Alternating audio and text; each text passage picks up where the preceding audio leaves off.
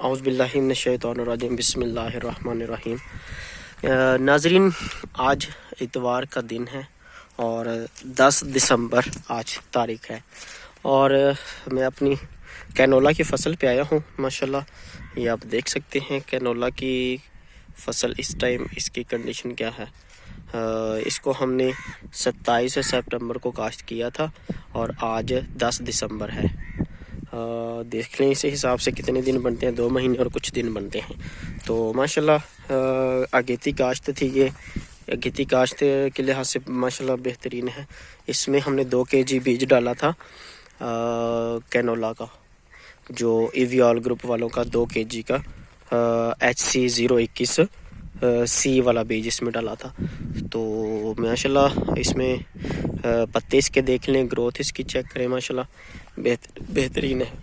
ہم نے اس کی چھدرائی نہیں کی کیونکہ یہ جب ہم نے پانی دیا تھا تو یہ کافی زیادہ گھنی ہو گئی تھی، تو پھر ہم نے کہا تھا کہ یہ خراب ہو گئی، تو اس وجہ سے ہم نے اس کو چھدرائی کا پروسیس اس کو نہیں کیا۔ تو اس کے علاوہ ماشاءاللہ ٹھیک ہے۔ یہ کچھ 1-2 کیارے تھے جن کو ہم نے گوڈی کروائی، ایک یہ کیارا تھا، اس کو ہم نے گوڈی کروائی ہے کیونکہ اس میں نا کوئی زمین کا ایشو تھا، پانی یہاں سے خشک نہیں ہو رہا تھا۔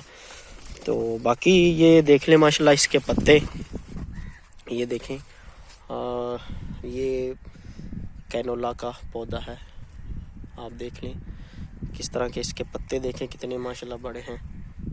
اور اس کے علاوہ اس کا کلر ماشاءاللہ بہت پیارا ہے، یہ دیکھ لیں سارا۔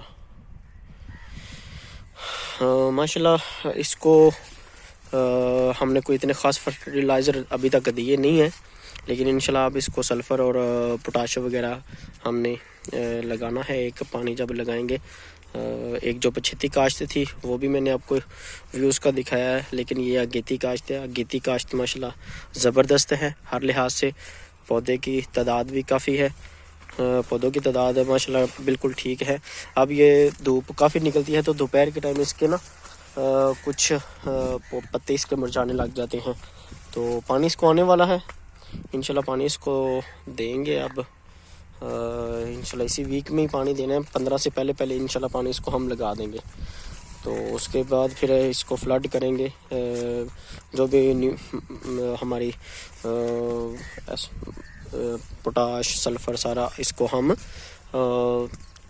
ڈرم میں ڈال کے مکس کر کے ساتھ اس کے ہم کین گوارا یا زبردست یوریا، ان دونوں میں سے ایک چیز وہ ڈالیں گے، اور اس کے بعد پھر اس کو ایک پانی لگا دیں گے۔ تو انشاءاللہ فصل اچھی ہے، اللہ تعالیٰ اس کو ہمارے اس رزق میں اضافہ فرمائے اور اس کی پیداوار میں اضافہ فرمائے۔ یہ کچھ جگہ ہیں جہاں پہ فصل زیادہ گھنی ہے، یہاں پہ اس کی چھدرائی ہونی چاہیے تھی، لیکن اب کیونکہ ٹائم گزر چکا ہے تو یہ اتنا کام کرنا مشکل ہے۔ یہ